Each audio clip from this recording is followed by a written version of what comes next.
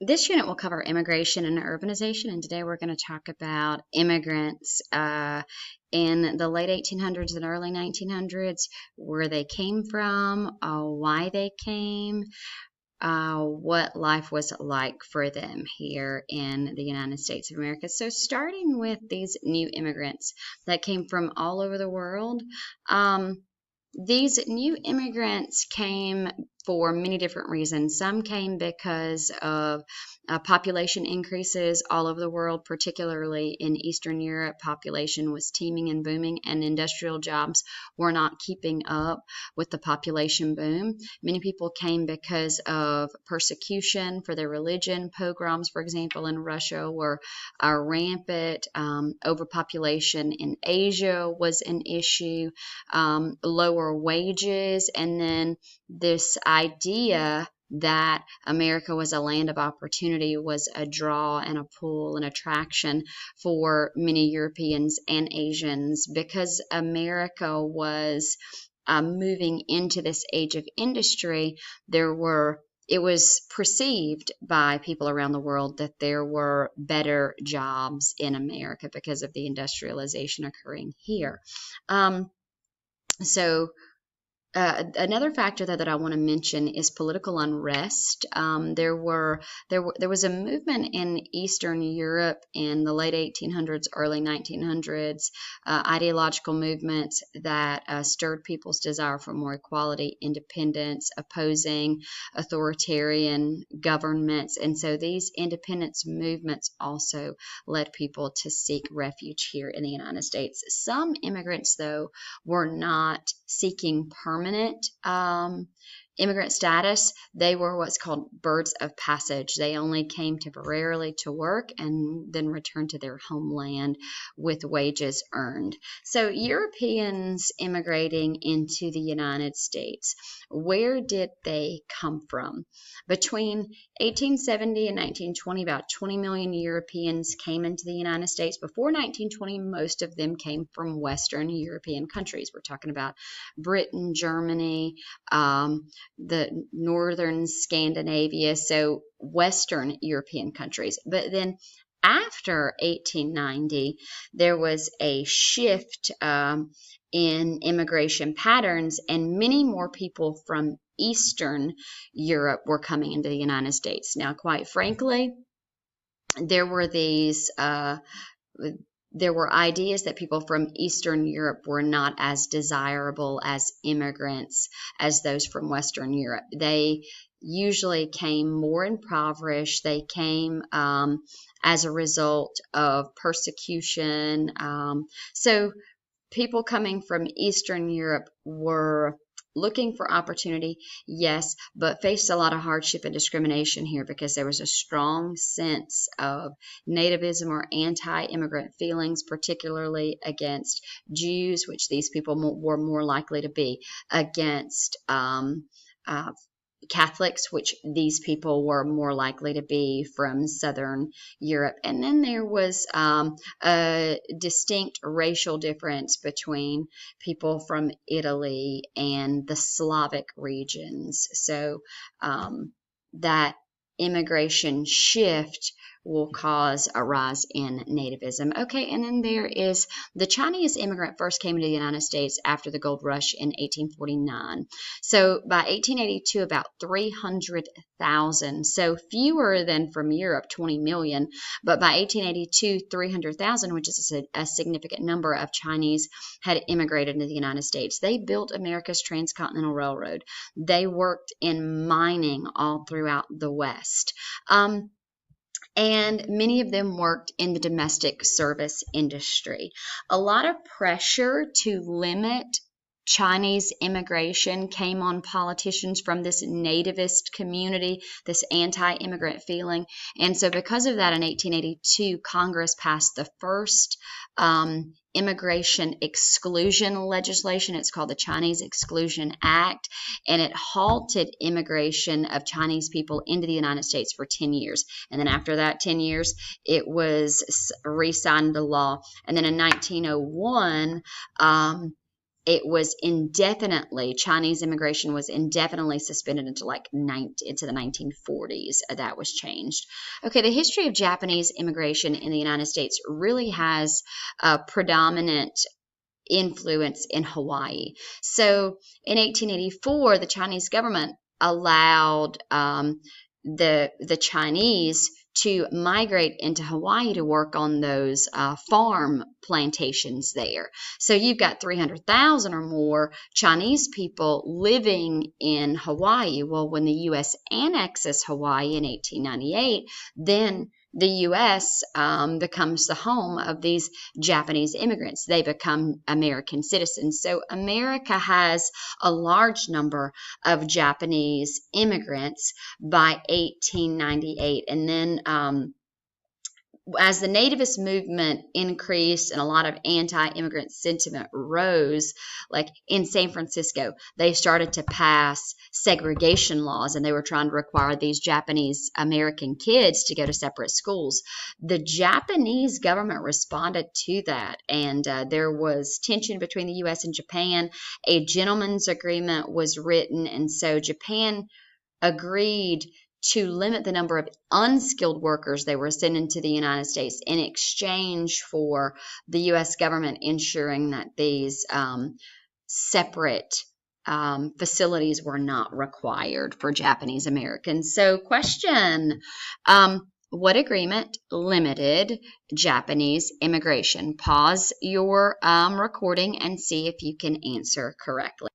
The correct answer here is the Gentleman's Agreement. The Chinese Exclusion Act in 1882 ended Chinese immigration to the United States, and the Gentleman's Agreement limited the number of unskilled workers that the Japanese government was sending. So know those. Okay, the West Indies and Mexico, immigration coming from the West Indies. So we're talking about Puerto Rico, Cuba, Jamaica, immigration from these areas into the United States. So America sees about a 260,000 population of immigrants arriving into eastern and southeastern United States from the West Indies. So coming from like Cuba, you have a great deal of immigration into Florida, and that's largely because of political unrest in Cuba and, of course, the economic opportunities that there's perceived by many people in the West Indies are available to them in the United States.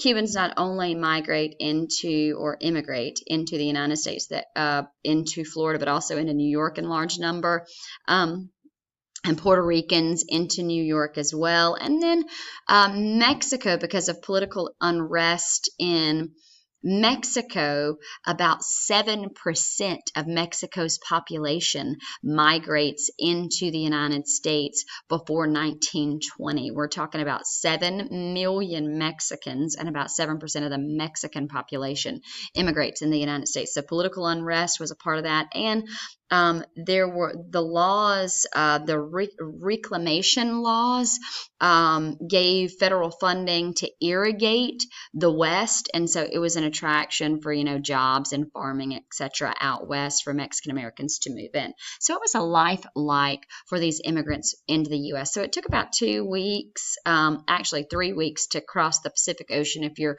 coming from China, and about a week crossing the Atlantic Ocean if you're coming from Europe. So these journeys were long, and because this is a new kind of immigrant, most of these immigrants are coming into the U.S. very poor. So the cheapest tickets that they can arrange, or passages that they can arrange, is in the steerage, like cargo sections of the lower part of the ship, and you don't have ventilation, so you're not allowed to go on deck for fresh air, and you're gonna share toiletries with other people. So it wasn't uncommon for people to get sick on these journeys. So they were long and they were toiling physically.